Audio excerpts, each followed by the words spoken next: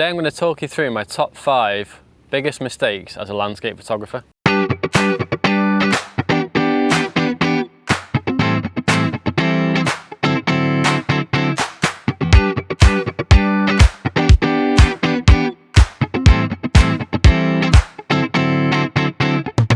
If you're new to the channel, my name's Sam. I'm from North Wales, but currently travelling around South America. I've been photographing for the last 10 years, but only really taking landscape photography seriously for the last 3 to 4 years. And I think in that time, I've made every mistake possible. It's left me feeling quite frustrated with my photos for a long time. So I thought I'd share this with you, and hopefully I can help speed up your process and help you out with your landscape photography. Mistake number 1 was not researching enough about composition.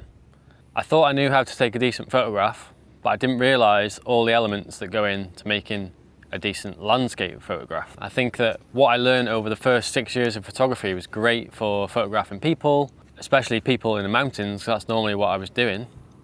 But I never really knew or understood composition properly, therefore I was just frustrated for ages. I didn't know how to tie in a foreground with my subject, and that's what's taken me the longest thing to get my head around. I wasn't looking at my feet, I wasn't trying to look for a foreground which complemented the subject, and I've only really recently learned that, and I've been looking out for it and trying to do it in the field. It's quite difficult, and obviously not every photograph requires that to make a good photo, but being able to do it as a landscape photographer is definitely crucial. When I approach a scene now, I decide what my subject is first, and then I look for a complementing foreground. If I can find something interesting which does complement the subject, I will lean into that and try and work with that. It can take a while, like you can be there for an hour trying to find a foreground, 3 hours, like it really depends. And sometimes it'll be 2 minutes, you'll be like, right, that is my foreground, I know it just straight away. But yeah, it really varies and it can be quite difficult sometimes. Yeah, that's what I do. Look for the foreground which complements the subject and then try and lead the viewer's eye towards the subject. It's important to remember that you're not always going to find a perfect foreground, and not all images require a strong foreground to be a good image. So yeah, just bear that in mind. Like, spend a little bit of time looking for a foreground to complement, but sometimes you don't need it. Mistake number 2 was putting too much emphasis on golden hour and pure blue skies. So what I used to do was check weather apps, and if it was pure sun at sunset, I would go out. So I'd head to the mountains because I thought, right, great, amazing golden light at sunset, it'll be perfect, great for landscape photography, spot on. But in chasing those bluebird days and the nice sunsets, I always got pure blue skies in my images, and that's just not good for any drama. There's no interest in the sky. So all my images just tended to look the same. I got the beautiful golden light, but I never really had any pink clouds, no drama, no stormy skies. There was no diversity in my images whatsoever, and they were all just looking the same. And it took me a while to realise that I was actually doing that.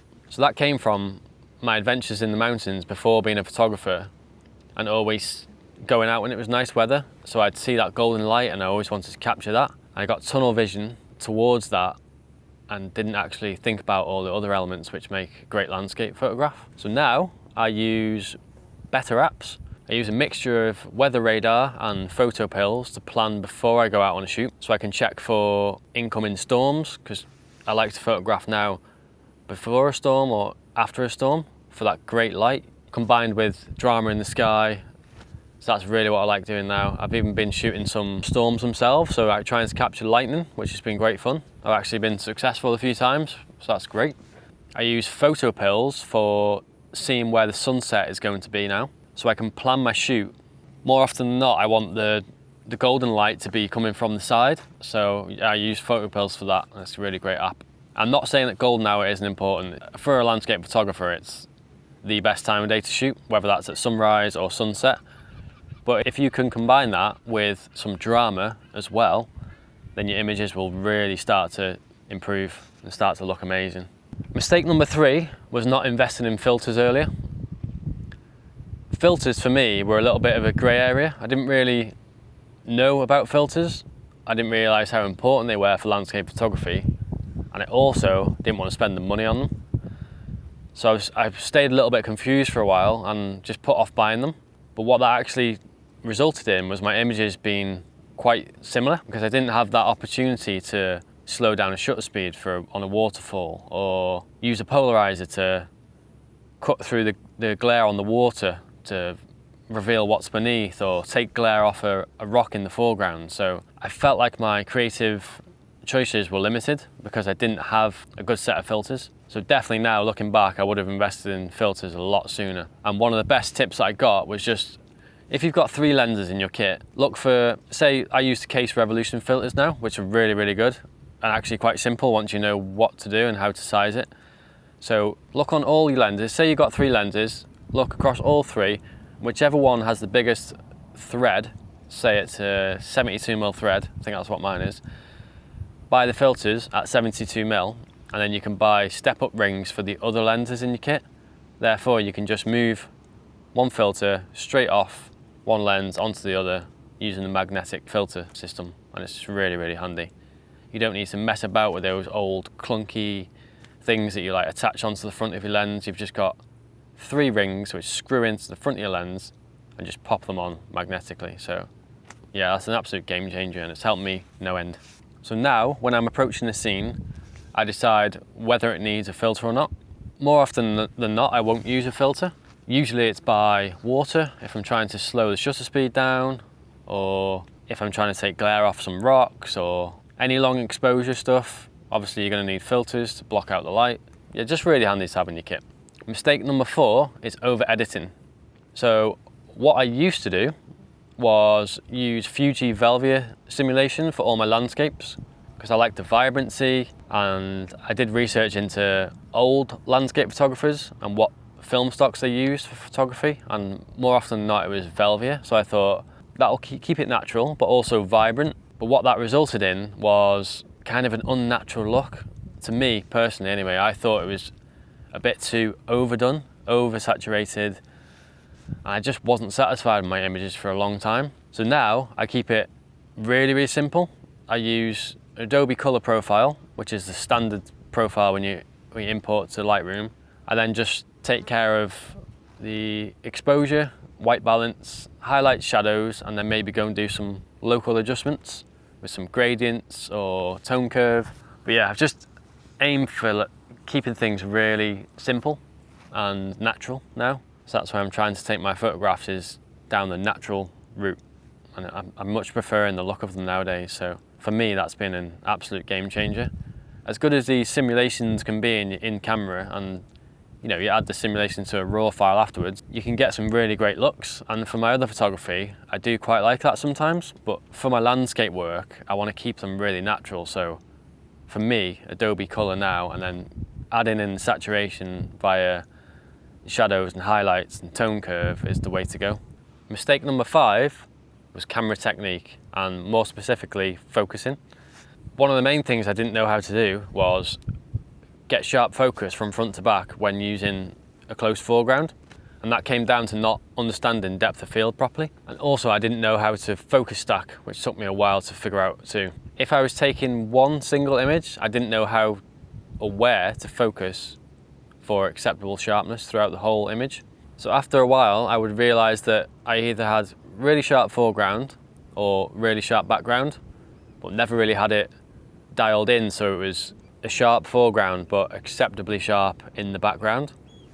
So that did take me a while to pick up on that, and lots of practice, time in the field, like messing about with different focus points, using every single type of focus in the camera, going from single to manual all the time. So now, how I approach focusing is, if I'm going to take a single frame, I'll just focus a third of the way in.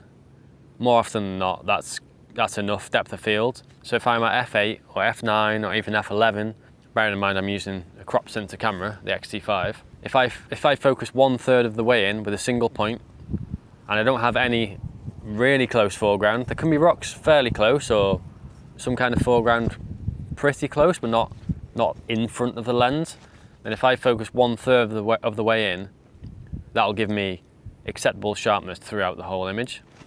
So that's what I'll do for a single frame. And then if I've got any close foreground in the frame, I will just focus throughout different points of the image and then sort that out afterwards in Lightroom or Photoshop. Essentially focus stacking, but I'll do it manually because I much prefer it. I prefer to do it with a single point. I'll focus on the foreground, whatever that might be, on the midground, and sometimes even on the background. So I'll take either 2 or 3 images and then merge them together in Lightroom or Photoshop afterwards. So after a while of practicing and going out in the field and trying things out, now I'm really confident when I come across a scene and I don't have much time or have to think on the spot, I know exactly what I want to do. And that really depends from scene to scene. But yeah, understanding depth of field was something that you really have to dig into as a landscape photographer. You really need to know exactly where you're going to focus or how you're going to put things together afterwards. Because as a landscape photographer, you don't always need sharpness from front to back. But if you're making a print, say, and you have a near foreground, if that's soft, then essentially your image is ruined. So you need to give priority to that over the background, say. It's a super important thing to understand, then you can apply that to each image that you try and make, and you'll go home with better results. So reflecting on those 5 mistakes, for me, most of them came from going out into the field and enjoying photography, but not putting enough time into photography behind the scenes. So when I was at home, I didn't study enough photo books. I didn't study composition enough. I didn't study focusing enough. I didn't study the work of the greats, so to speak. And I really didn't understand the complexity of landscape photography and how intricate it is. It's really, really specific. You know, everything that goes into that frame right up to the corners is super important in landscape photography.